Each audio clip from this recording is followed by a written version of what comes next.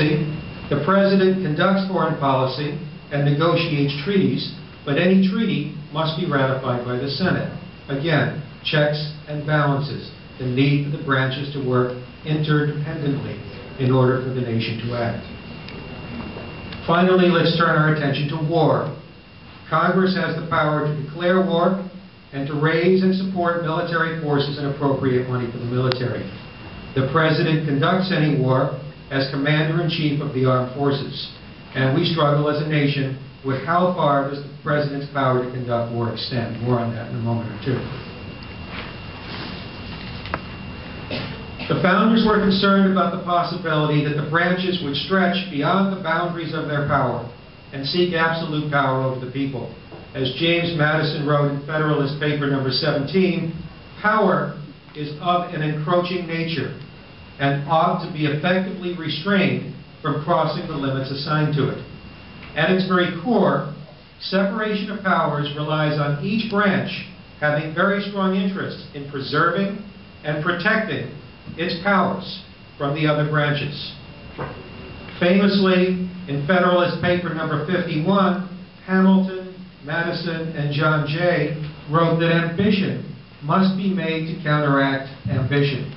The ambitions of one branch had to be thwarted by giving another branch of government equal and opposing ambition.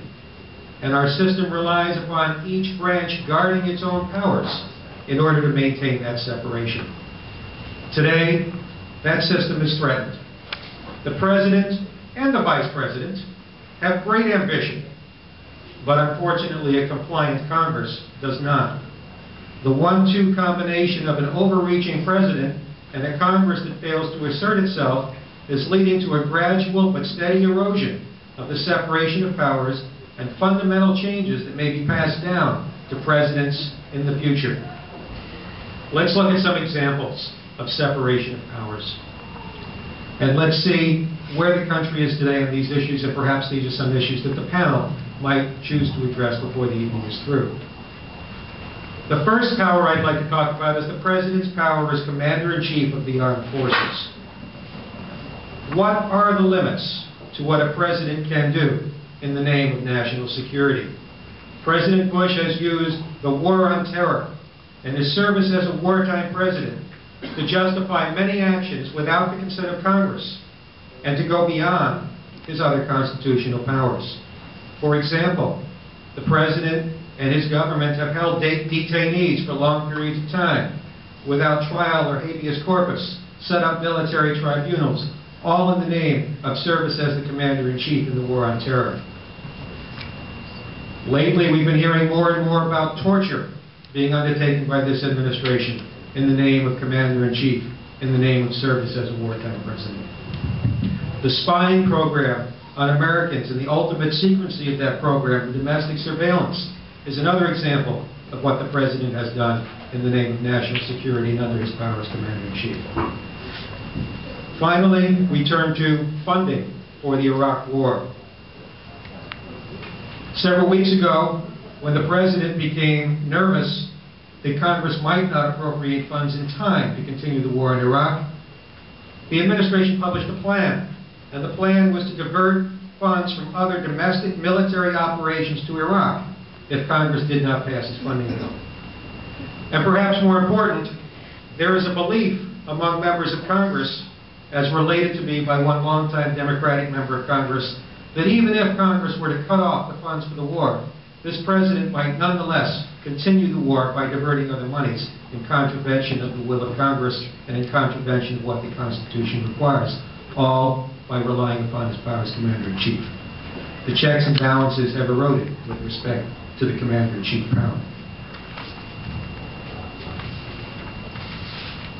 I want to focus also on the legislative process and President Bush's misuse of signing statements. The Constitution is very simple with respect to pieces of legislation.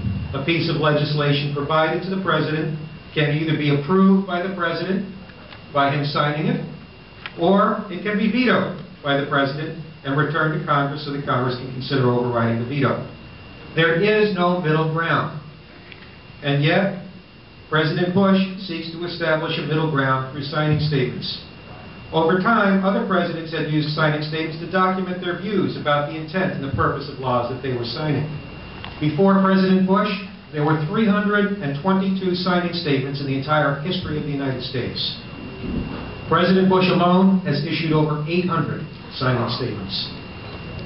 The crucial difference is that President Bush is using these signing statements to announce which provisions of law he does not believe bind him, and which provisions of law he will not enforce or treat as purely advisory because he believes they're unconstitutional or thwart his policies. There is no possibility for Congress to override a veto if the President only issues a signing statement saying what provisions of the law he will disregard. Perhaps a prime example of this is what the President did with respect to the McCain detainee amendment that prohibited inhumane treatment of detainees.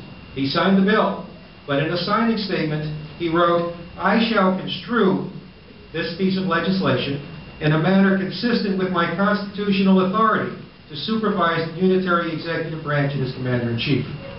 He kept back the power to waive that law in any circumstance in which he deemed as desired. Another way that we see the failure of separation of powers these days is in the administration's failure to comply with subpoenas issued by Congress. Congress has the oversight function of the federal government. Its job is to supervise what's going on in the executive branch so that it can make appropriate laws and do appropriate budgeting and fulfill its role. Oftentimes, Congress needs documents and testimony of administration officials in order to conduct the needed oversight of the executive branch. And yet this White House has on many, many occasions failed to comply with those subpoenas, be they in the circumstances of the firing of the U.S. attorneys or in the upcoming looming investigation of the CIA torture tape destruction. The fourth and final topic that I want to talk about in terms of current issues in separation of power is the unitary executive concept. Article 2 of the Constitution provides the executive power shall be vested in a president.